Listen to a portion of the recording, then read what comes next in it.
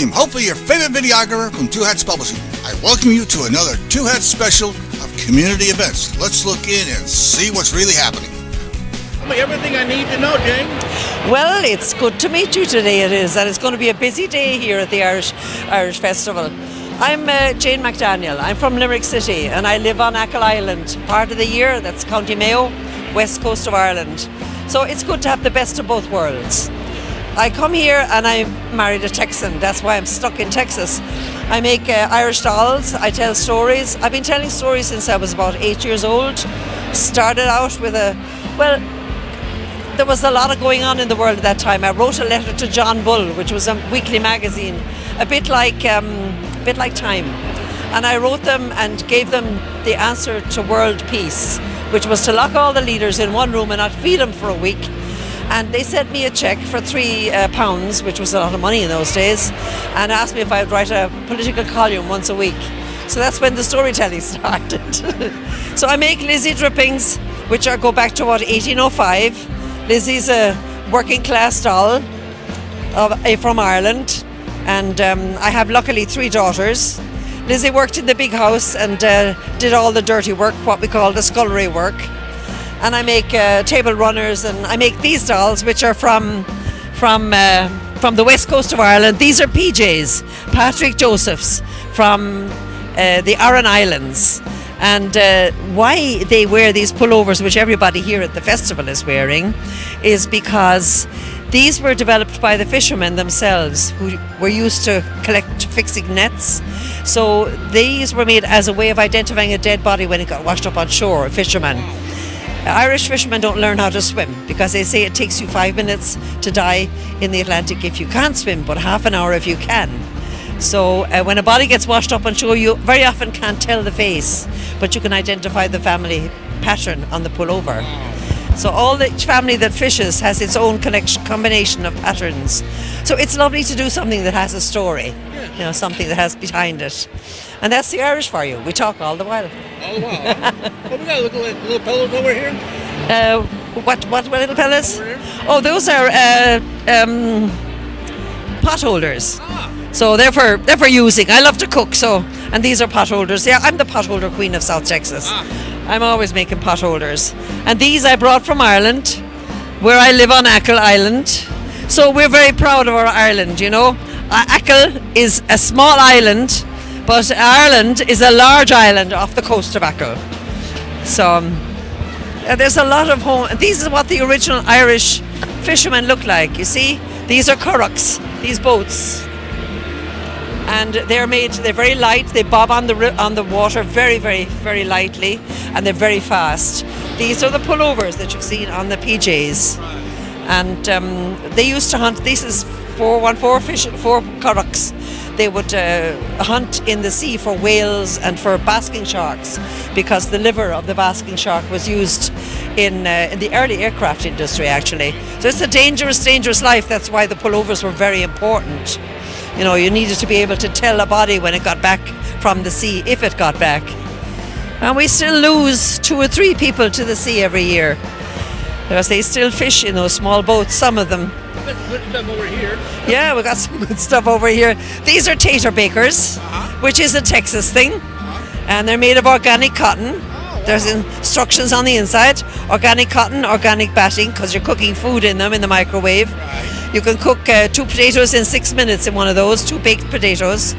I took them to Ireland last year to give to the neighbours, and Ireland has just started using microwaves. And one old lady said to me, "Oh, those Americans, they have great ideas." And I thought, oh, right, yeah. So all Irish patterns, basically. Yeah, these are aprons, which I saw in Germany once. And I thought, those German women, they've got nothing better to do than to put aprons on their dishwashing bottles. And one woman said to me, I was looking at them, and she said, yeah, we put our rings in the pockets when we're working. So not as bad as stupid as they look, those housefraus. So these are skillet grabbers for putting over the handles of iron skillets. But people have been putting their iPhones in them, and their glasses. And these, I get into lots of trouble for making these. But these are Irish gollywogs, and they came to Ireland through the mission work that the Irish missions, a lot of the nuns and the priests went out to Africa, and they brought the dolls back with them. And they also brought people back with them to train as priests and nurses and nuns. So, and I had one as a child. These are some kids from the neighbourhood in the 1950s. You see the dogs had to get in the picture. Yeah, and it's a Sunday. You can see they've got their jackets on, but they've all got the dirty knees. And you can say it's a good country for children to grow up in. We have fairly large families. Now, well, the average is now going down, but it's a good country for families. That sounds great. Yep, thank you. Well, thank you very much for the education. I'll try to look for your For the education. Thank you very much. It's been a delight.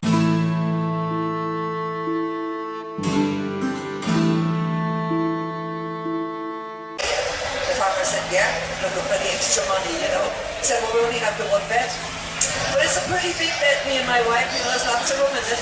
So the tailor said, well, it's better than lying on the floor in front of a fire made out of the hills. So he stayed, and he was in the kitchen, and she had just baked a beautiful bolognese. You know, no fresh bread, smelled fantastic. It's up there on the table, and he was looking at it, and he had anything to eat much. Since lunchtime, which for us is dinner time, and the farmer looked at it and said, no, that's for the breakfast, that's all. So they all went to bed, and the wife was on the outside, and the farmer was in the middle, and the tea man was right in by the bar. So well away from the wife, and she was quite a young wife, you know, and the farmer slept well and snored, and in the middle of the night he got up to spend a penny for Parnell, as we say. So he went to go outside around the back of the house to spend a penny, well, do his business. And the young woman looked, the young wife, she looked at the tea man. He was quite a good looking young fella, strong legs from all that walking. And she looked at him and she said, oh, 1,000 shares. And he said, yeah, I will, thanks very much. He got up, climbed over her window, but it was on the size of the bread. Yeah, you gotta get your priorities right, you know. Well, I want to tell you about a man who lived down in the west of Ireland. But way out to the west, there's a road called the Sky Road. It goes out, it's in Connemara. And I live not far from there, and we often walk out there but there's something special about walking as far as you can on a country that you love, as far out as you can, till you meet the sea with its wild strength, and you stand there and you know that the next country is Boston. It's way over there. The next county is Boston, you know, or Massachusetts, or America, or Nova Scotia, all those amazing places with the names where people have traveled back and forth over the years. Yeah. Well, John O'Shea lived on that road, and he lived there with his parents. They were old people, and he'd never married because Sean O'Shea was he had a hump on his back, and he had one eye that hung down like this, and people said it was because when the mother was pregnant that she hadn't gone to church enough, and she hadn't listened to the priest. And there were all kinds of stories went around about why that one child that they had, that one son, was born so ugly, so bent, so withered. And he grew up and had no friends and lived with the parents. And when the parents died, he stayed there in that little farm with its few acres on the side where he eked out a living. That's a great word, eke. I don't know what eke is.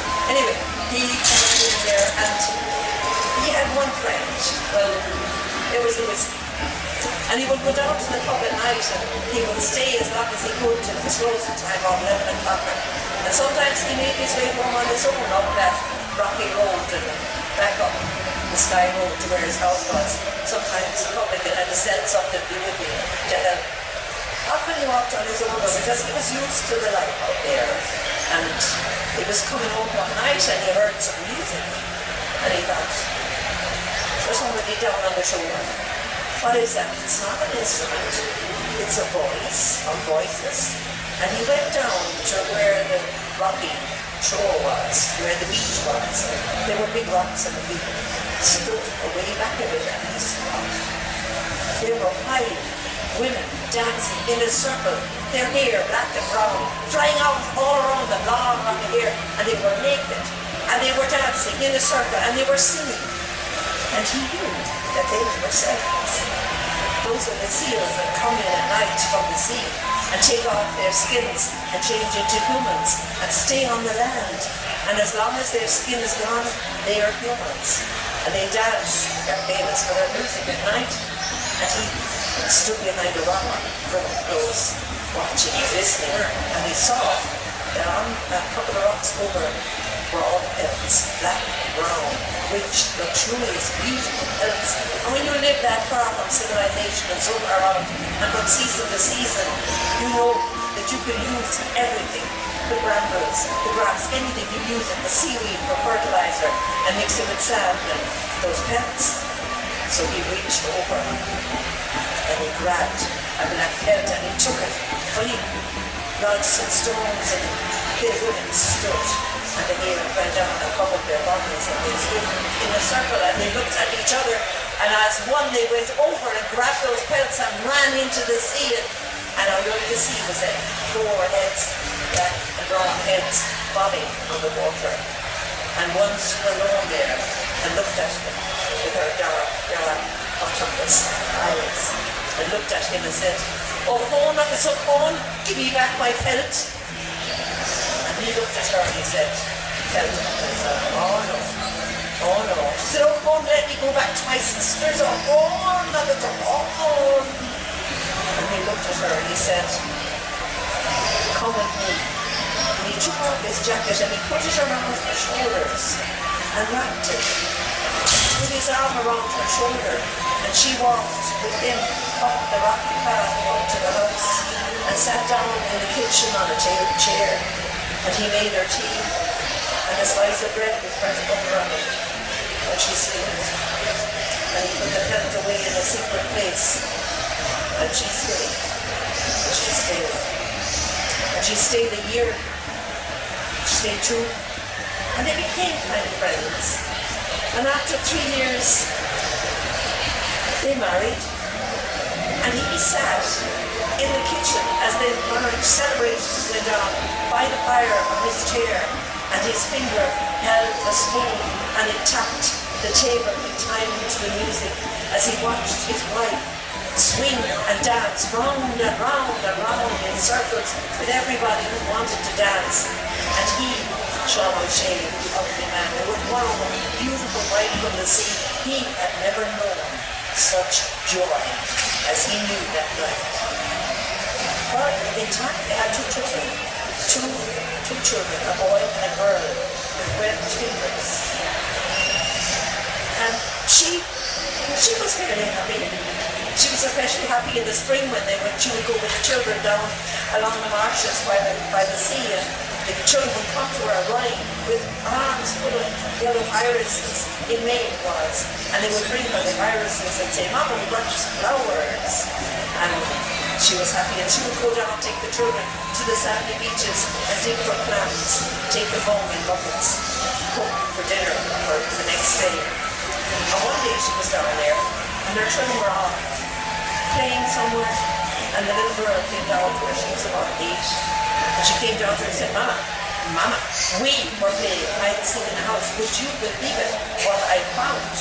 Look what I found." And she held out her hand, and there was a big rusty key. And the mother looked at the key. The child. She said, "Give me that key, child." Told that child had never heard. The child looked and said, "But Mama, you said we could play hide and seek. You said we could play hide and seek everywhere we wanted. We could play hide and seek in the house and outside." And the mother said, "Give me that key, child." And she took it, put it in the pocket of her apron, and she put her arm around the child. She said, "It's good, child." And later that evening, when the children were having their tea, she went around trying on the cupboards. He was out working. Didn't fit anywhere. She looked. She put the children to bed. And she looked again. She tried to feel it. And she finally found where it fitted was a box under the marriage bed. and inside was the bed. She opened it up again.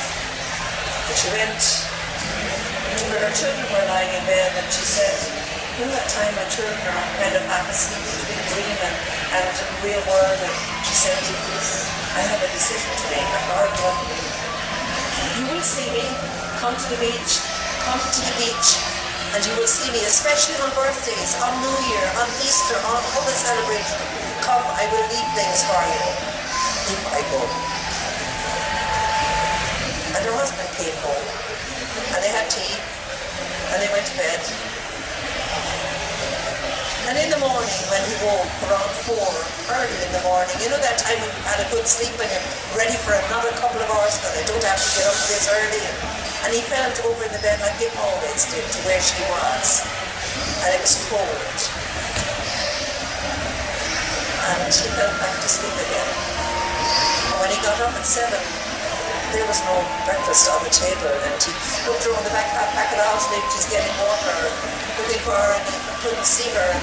Then he thought, and he went into the house, and he went under the bed and brought out the box and opened it, and it was empty, and he let out a cry. You have never heard such a cry, and he ran down to the beach and stood there looking at the Atlantic and the ocean, and nothing. There was nothing to see, and just the waves coming and going and surging. And he cried as loud. And he went back to the house, and he took down that half bottle of whiskey that he had put in the kitchen cupboard way high up, that he hadn't touched in 11 years, and brought it down and poured it into a glass, a large glass, and was about to drink it when his children said, Daddy, Daddy. And they both came, those two kids, and they put their arms around his thighs, around his knees, and held him tight. And he took that glass and he threw it in the sink. And they say that those children on birthdays and New Year, they go to the beach where they find presents of all kinds, abalone, beautiful mother of pearl, shells that you don't find in Ireland, which come from foreign lands, and they're laid there out like a treasure trove on the beach bottom. And those children with the webbed fingers, they knew that they were loved. That's my story.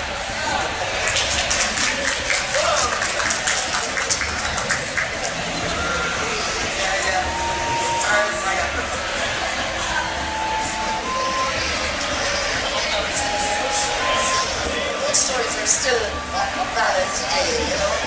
I want to tell you one which is, I don't know if you're a bit queasy, but it's got a couple of slaughters, about 3 murders, a couple of involuntary suicides, and it gets really heavy after a while.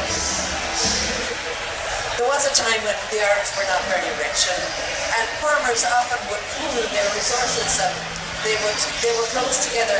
You see, when the English came, they divided up the land. They threw the Irish out of the land, and the Irish would try and have farms wherever they could. And it's not a big country, and the land would be divided up into, given to the eldest son after a while, because it couldn't be divided up much anymore. So we have these long tracts of land, narrow pieces, and I have one too. I have 9 acres on Achill Island. And we have a short piece where you put the house and land behind it, which is good for growing stuff, a couple of fields, and then a piece of the bog where you can put your turf for the fire. So that's what we have. My husband is dying to get at the piece of rock to cut it, but we need to build a little bridge over it's like a dive there, you know. So, but Hutton, Dutton, and Donald O'Leary lived together. 3 farms they had. They all lived with their mothers, which was normal for old bachelor men. No, not that old, they were in their 40s roughly. And you could imagine, and they all shared one farmyard. And so the farms were spread out around. And, well, you could imagine from the names of Hutton and Dutton, they were what we call, they came down the river on the Irish Road. They weren't, terribly. Well, what they really wanted to do was to get the farm from Donald O'Leary, because he was a good worker and his stuff was always growing, and he had a horse and a cart, and the horse was always well taken care of. He had a good skin on it, lovely and shiny, and he was constantly working.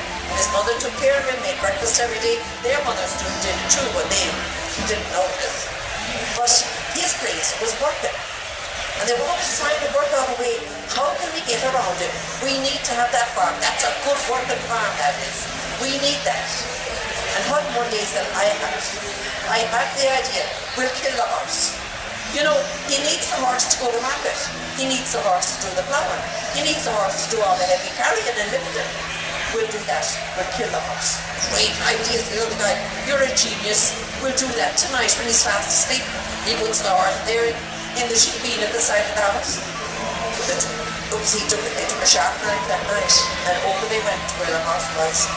And they cut his throat side to side, killed it dead, and it lay there. And when Donald got up the next morning, he had his breakfast, and he came out to put the traces on the horse, and he was lying there, all 4 feet in the air, and he thought, well, gee, now this is not good. What could you do with a dead horse, you know? One that you've taken care of and loved and worked over the years. Well, it certainly had a good pelt on it. So he skinned the horse, and he thought, I'd take it down to the tanneries, to the tanners, and I'll sell it the belt. I'll get some money for it. So he did that, and he put it up on his back, and once he had it skinned with the meat side, of course, on the outside, so he wouldn't get all over his jacket. And he started walking down to Fecal. Now, Fecal's about 6 miles from where he was, that's a kilometre there. And he was walking down the road, and there was a crowd of crows following him. They're like the grackles we have in South Texas. They're noisy, quack, quack, and you know they're flying around. They're noisy, big black birds. And they were flying down and picking at all that meat and the fat that was on the pelt. And there was one particularly noisy one.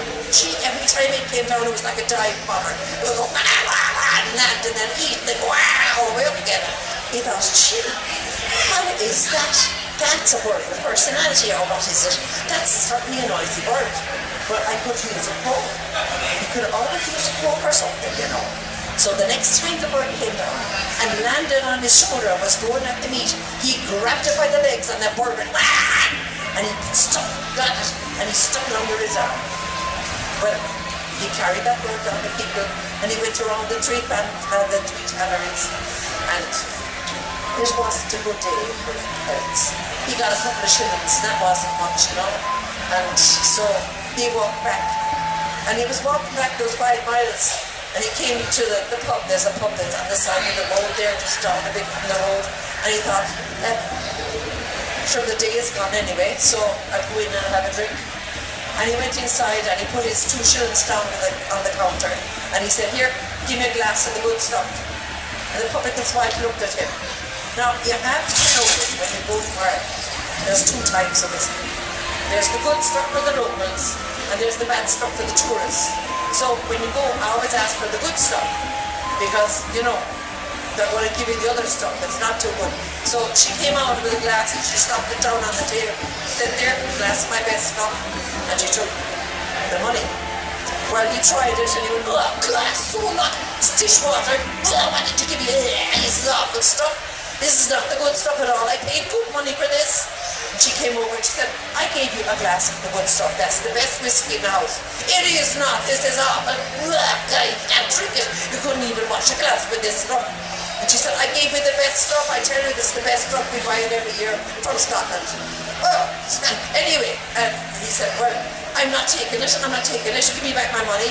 And he knew he couldn't win an argument against a woman. You know, they say a woman's tongue never rusts. So he said, well, and he was squeezing the word was going to quack, and she said, what's that? And he said, sure, that's my friend. That's my friend, the crow. He always tells me when somebody means badly, and he's telling me now that you're after giving me a glass of the bad stuff. She thought a minute.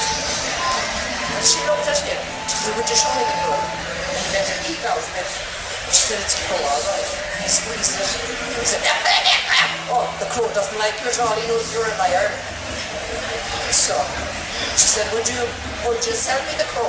Because I could use a bird like that when the taxman comes to warn me, or when the police comes at night and I'm open later and he's coming down to close me down. I could use a crow like that. And he looked at her and he said, no, you know, what price friendship? That's my friend the crow. I'm not selling him at all. So she went in the back where she had the tickets from the last day, and she came back out with a big bag, and she said, would you give me your cap there? And he put his cap down on the table, and he had a kind of a large greasy head, and she poured all the money into the cap, and he looked at it, and he looked at her, and she said, there, what price, friendship? He took the crow out, and he gave her the crow, and said, there you go. And he took the money, and he went off home.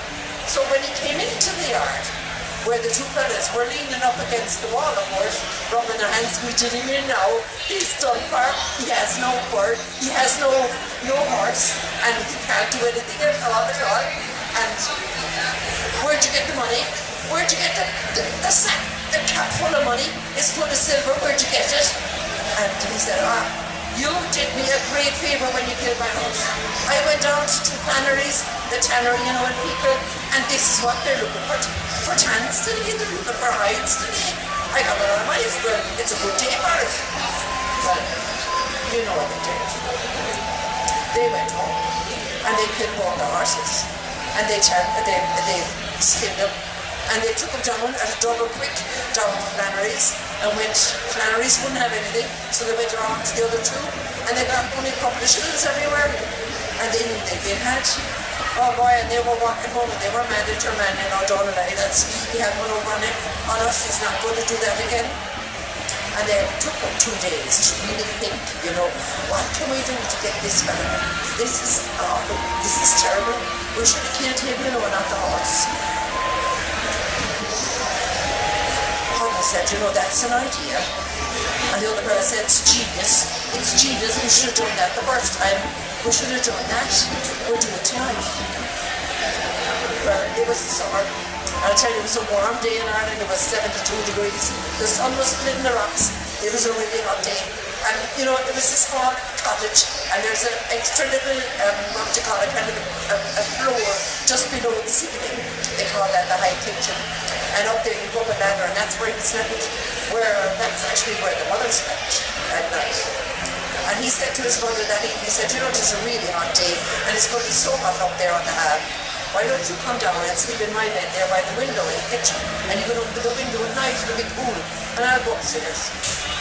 So that's what they did. She's been a nice mother, and she went and slept, lay down on the bed there over the window, and he was upstairs when the two fellas came in the back window, and I went in and went over to the bed where he slept normally, and said, you're going to get him. And look, there's the cap under the bed with all the money in it. And they went over to the bed, and they got her by the neck, and they stretched her neck around like a giraffe. And just then they heard a squeak from upstairs and a groan, and they thought it was close. And out the back window they ran as fast as they could, thinking the place was haunted. Well, when your man woke up in the morning and he saw it, no breakfast, table wasn't set, there was nothing done. What's up with my mother? Maybe she has a cold. She never oversleeps. So he went over to the bed. Hey mama, come on, wake up now. It's time, I have to get out to the field to work. And she lay there, her neck stretched, hanging over the edge of the bed. And he saw then what was up. Well, we made a cup of tea, and he thought, so what can you do with a dead mother, You can't leave her in the house. So he put her up on his back, and he started walking down those chalices, down a Fecal, the funeral parlour, and he was going to take her in there and have her buried decently, And, well, it's a long way down Fecal, and she's a rather large lady, So, and halfway down, across from the sheep gate, there's a hole there. And he thought, well, I'll put her down a bit. I'll go and have a glass of water. I'll go in anyway, and I'll leave her there by the well, because she'll look like she's getting cold water, and then I'll make it the rest of the way. So that's what he did. He took her and he put her over, sitting by the well, with her arms on the side, on the side walls, so she looked like she was sitting there in front of the well waiting to have a glass of water. And he went inside and asked for a glass of the good stuff, and the publican's wife gave him a glass of the good stuff, and he sat there quite happy for a couple of minutes. Outside was Mary. She's just a little slip of a thing, and she was cleaning off the tables because it was going to be a nice dry day, and everybody was going to be wanting to sit outside as well as inside. And she looked across, and she saw your one over by the to buy the water. And she thought, well, would you look at that now? There's Donald O'Leary inside, having a glass, in the cool, and here's his mother outside. She could come in the snug, she could sit in the ladies' lounge and have a shandy or a port wine or a sherry or something. I'd go over and ask her if she'd like to come in. So she went over and she tapped Donald's mother on the shoulder and she said, Mrs. Would you like to come in and have a glass of something inside in the pub? And Mrs. O'Leary tipped head first into the well, her face in the water. And Mary said, oh gee, she's going to drown on me. And she started to pull her out by the legs, but I said, she's a rather large lady, so she was too heavy for little Mary. And Mary turned around and went back into the pub and said, Mrs. O'Leary's outside and she's lying in the water and I can't bring her out and she's going to drown if we don't turn her over and bring her out or whatever. So everybody rushed outside. I wasn't a very busy week then, there was news going on, so everybody rushed outside and they turned her over. And her eyes were shut. And just then Donald came out. He said, what happened here? My mother, she was alive when she was here, she was getting a glass of water. She's a non-alcoholic. She doesn't drink any alcohol. And she was just drinking a glass of water. And what happened here? What happened here? Who killed her? She looks pretty dead to me. What's going on? And there was a big, all the Republicans' wives getting all excited, everybody said, and he said, well, we'll have to call the police. It's either a murder or homicide or manslaughter or sorry, not suicide, she loved my mother, what's going on here? And he was kicking up such a fuss. The Republicans' wives said, no, slow down, we'll take care of it. Want any disgrace or because you get closed down. So she said, we'll take care of it.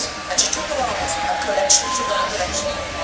And she said, we'll take her down to O'Shaughnessy's and we'll make sure she has a nice burial and we'll let you know when the funeral is.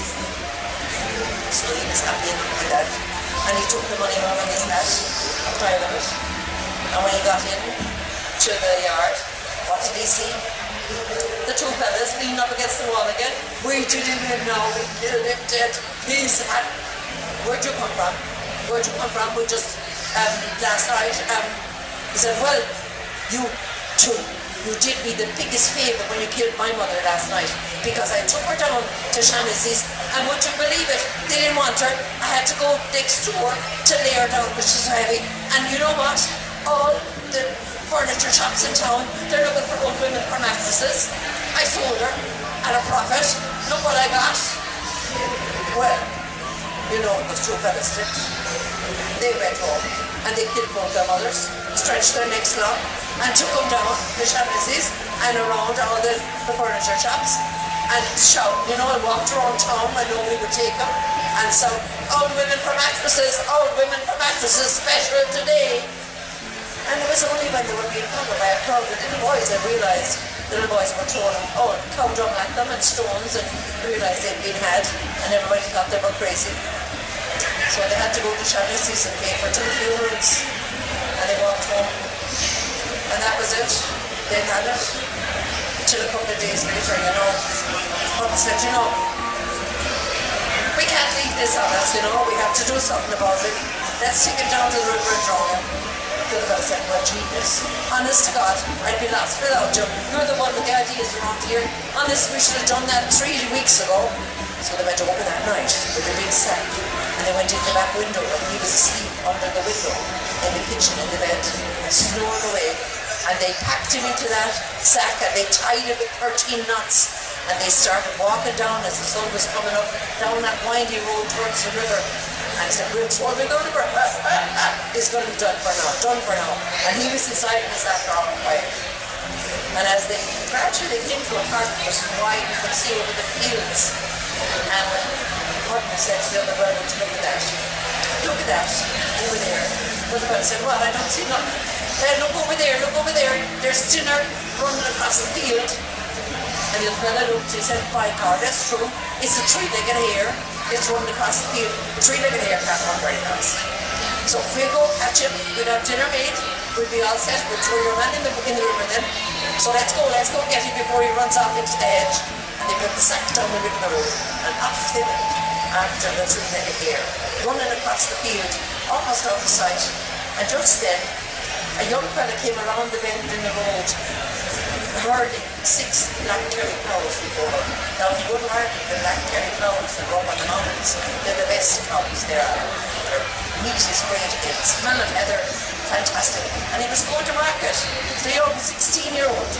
And as he came around the corner and along that road and saw the sack in the middle of the road, and he heard, what he heard was, I'm going to heaven, I got my sack, I said my prayers for 4 years, this is my ticket, I'm going straight up to heaven. And he stopped in the middle of the road and he said to the sack, well, how is that?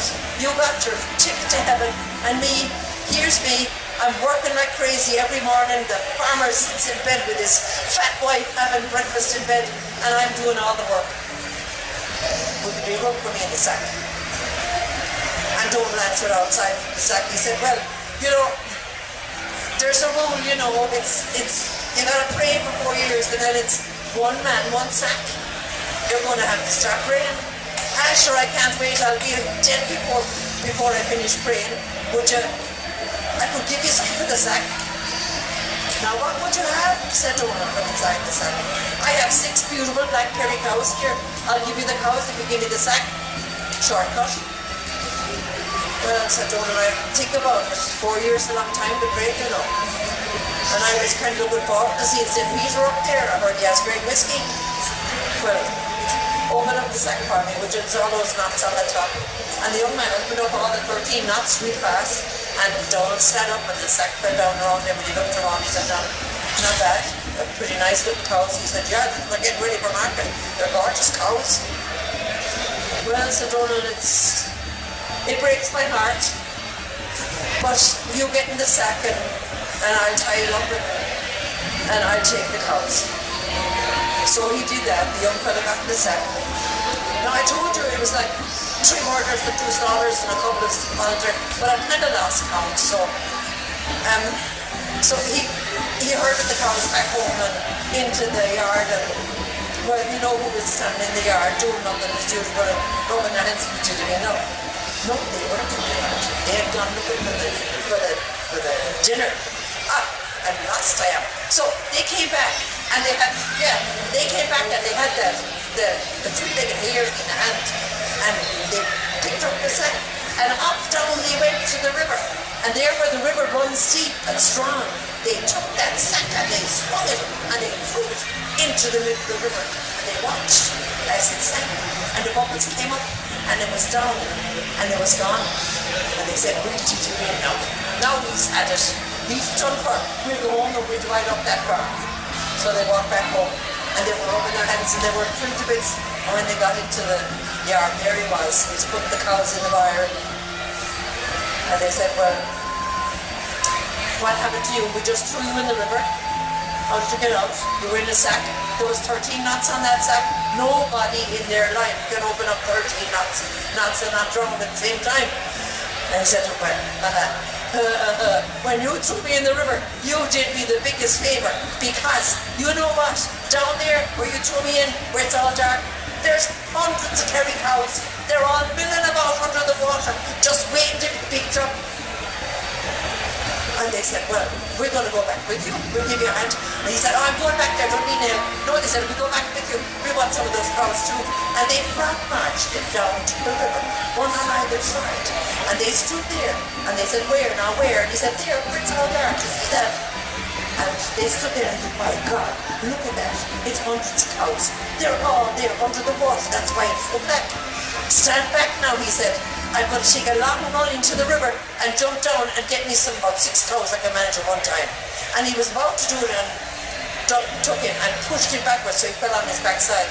And Doug took a long leap and ran and jumped into the river and went down. And he came back up with his hand waving, and back down he went. And the other fella said, what's up with him? Why is he waving? Sure, said Donald, there's so many cows down there. He's waving for help. They need somebody from here to come down and give him a hand. Come on, we'll do it. No, said one. No, he pushed him back. And he ran over into the river, jumped down, and the 2 of them got tangled up and they drowned. Which only goes to prove that sometimes it's good to have good neighbours, that's for sure. But sometimes I tell you, it's better to have bad neighbours. That's the truth. Yeah. My God. This is William, hopefully your favorite videographer from Two Hats Publishing. I hope you enjoyed this video. If you like it, please leave comments below, or like, follow, or subscribe to us and get notices of all our videos. We love it, even when you call.